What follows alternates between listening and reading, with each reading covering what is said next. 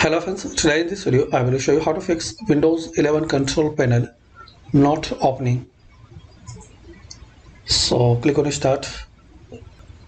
Now type here %sign system root %sign / system 32. Now open this folder.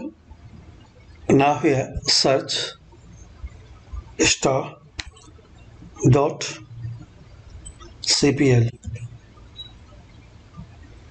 Press enter. Now here guys you will see a list of files.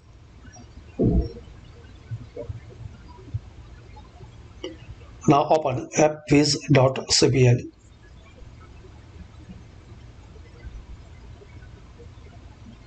Now here click on control panel.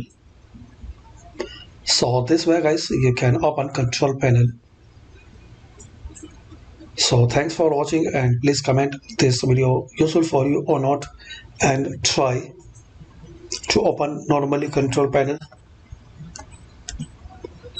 So now you will be able to open control panel, and if this method not work, so use cmd command.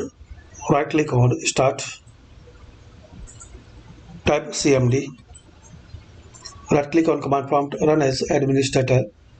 Now type this command sfc/scan now, then press enter, complete, and after restart. So hopefully guys you can, using this method you can fix and resolve Windows 11 control panel not opening. Thanks for watching and please comment this method work for you or not.